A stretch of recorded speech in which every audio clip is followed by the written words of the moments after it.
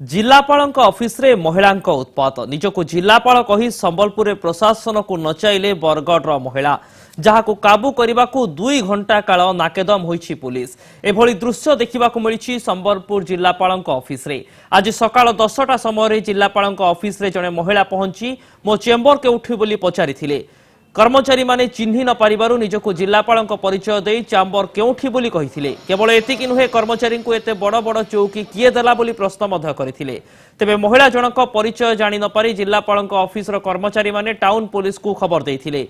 घटनास्थल रे पुलिस पहुंची महिला जनक किए बोली जानिबा पई चेष्टा करिथिला।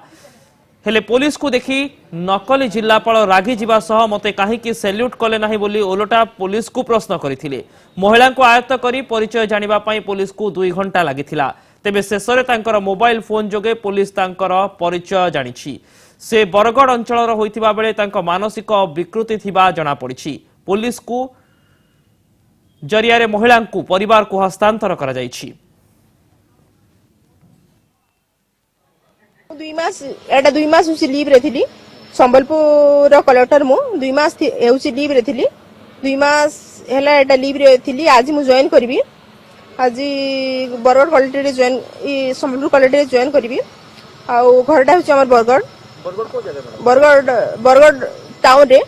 आ मु सचिवालय रे अर्थ सचिवंग सचिव थिली। ता पूर्वरु मैडम अपन को बैच आईटीएस मु इंचार्ज से टुकु जाईथिली किंतु संबलपुर रे मु रहलेन 2014 रु। मैडम को बैच अपन को बैच आईएस मु होची आईएस टॉपर 2003 रो आईएस टॉपर। से निजको कलेक्टर बोली कहउचंती किंतु तांकर मेंटालिटी के डिस्टर्ब अछि जा जड़ा पड़ी। से भल घर झीटे कि बहुटे हेतिबे निश्चय ना रे जा जणा करछि भल कास्ट से जन्म करिसंती।